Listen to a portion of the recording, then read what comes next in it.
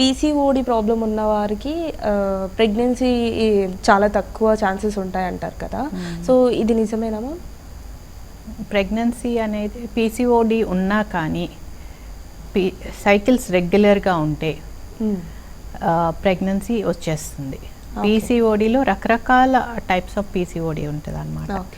కొంతమందికి సైకిల్స్ రెగ్యులరే ఉంటాయి, కొంతమందికి ఏమో ఎక్సెసివ్ హెయిర్ గ్రోత్ యాక్నీ వస్తాయి, కొంతమందికి బాడీ వెయిట్ ఎక్కువ ఉంటుంది. అలా రకరకాల ఫీనోటైప్స్ ఉంటారనమాట. సో రెగ్యులర్ సైకిల్స్ ఉన్న వాళ్ళకి ప్రెగ్నెన్సీ వచ్చేస్తుంది. రెగ్యులర్ సైకిల్స్ లేని వాళ్ళకి ఏమంటే ట్రీట్మెంట్ తీసుకోవాల్సి వస్తుంది. ఆ హార్మోన్ ఇంబ్యాలెన్స్ వల్ల ఓవ్యులేషన్ జరగదు. ఆ ఓవ్యులేషన్ జరగటానికి మెడికేషన్స్ ఉన్నాయి, 2 టైప్స్ ఆఫ్ మెడిసిన్స్. ట్యాబ్లెట్స్తోనే ఓవ్యులేట్ అయిపోతూ ఉంటే ఒక 6 మంత్స్కో 3 మంత్స్కో ప్రెగ్నెన్సీ ఈజీగా వచ్చేస్తుంది. కొంతమందికి ట్యాబ్లెట్స్తో అవ్వకపోతే ఇంజెక్షన్స్ ఇస్తాము. ఇంజెక్షన్స్తో కూడా ఎగ్ డెవలప్ అయ్యి రిలీజ్ అయ్యే వాళ్ళు ఉంటారు. సో మెజారిటీ మందికి ఈ 2 టైప్స్లో వచ్చేస్తుంది. పీసీఓడి వల్ల ప్రెగ్నెన్సీ రాదు అనేది అసలు లేనే లేదు. ఓన్లీ థింగ్ ఏంటంటే ట్రీట్మెంట్ తీసుకోవాలి. ట్రీట్మెంట్ తీసుకుంటే డెఫినెట్గా పిల్లలు.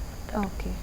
సో అలాగే మ్యామ్, విమెన్స్ హెల్తీగా ఉండాలంటే కనుక లైక్ ఈ PCOD, PCOS problems, irregular periods రాకుండా ఉండాలంటే ఎలాంటి హెల్తీ లైఫ్ స్టైల్ని అలవాటు చేసుకోవాలి? ఉమెన్ అనే కాదు, పిల్లల దగ్గర నుంచి మనము కల్టివేట్ చేయాలన్నమాట ఈ healthy habits. So healthy habits అంటే మనం పాతకాలంలో చేసినట్టు పొద్దున్నే లెగవటము, ఎక్సర్సైజ్ చేయటము. ఇదివరకంటే ఎక్సర్సైజ్ చేయకపోయినా ఇంట్లో తిరగటం, ఇంటి చుట్టూతో తిరగటము, పనులు చేసుకోవటం ఇవన్నీ చేసేవాళ్ళు. అది లేదు కాబట్టి ఇప్పుడు పొద్దున్నే ఎక్సర్సైజ్ చేసుకోండి అని చెప్తున్నాము. ఎక్సర్సైజ్ చేసుకోవాలా, ప్లస్ డైట్ ప్రాపర్గా 3 మీల్స్ తీసుకోవాలా. మీల్స్లో కూడా high calorie food, oily food avoid చేయాలా, లేదా ఫాస్ట్ ఫుడ్స్ అవాయిడ్ చేయాలా. ఇప్పుడు సినారియోలో ఏంటంటే ఫాస్ట్ ఫుడ్స్ కంప్లీట్గా అవాయిడ్ చేయడానికి అవ్వకపోవచ్చు, ఎందుకంటే మన లైఫ్ స్టైల్ అట్లా ఉంది, లేకపోతే మన పక్కనున్న సొసైటీ ఎక్స్పోజర్ అలా ఉంది కాబట్టి. కానీ అట్లీస్ట్ దానికి ఒక లిమిట్ పెట్టుకోవాలా. మేబీ వన్స్ ఇన్ ఏ వీకా, ట్వైస్ ఇన్ ఏ వీకా అన్నట్టు పెట్టుకొని దాన్ని కంట్రోల్ చేసుకోవాలా. సో మెయిన్గా మనం ఏం తింటున్నామో, ఎక్సర్సైజ్ ఎలా చేస్తున్నామో, ఫుడ్లో కూడా అన్ని టైప్స్ ఆఫ్ ఫుడ్స్ ఉన్నాయా లేదా, like protein, carbohydrates, fats, fruits and vegetables, green leafy vegetables, nuts అన్నీ ఇంక్లూడ్ చేసుకొని తింటే కనుక బెటర్ హెల్త్ ఉంటుంది అన్నమాట. అంటే ఆడవాళ్ళనే కాదు, పిల్లల్లో కూడా చిన్నప్పటి నుంచి డెవలప్ చేసిన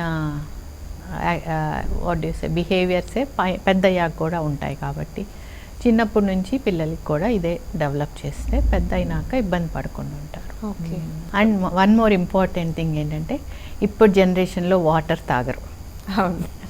వాటర్ తాగండి అని చెప్పాలా. సో అది కూడా చాలా ఇంపార్టెంట్. వాటర్ అనేది బాడీకి చాలా ఇంపార్టెంట్. అది తాగాల, రోజుకి 2 లీటర్స్ అట్లీస్ట్ మినిమం తాగాల.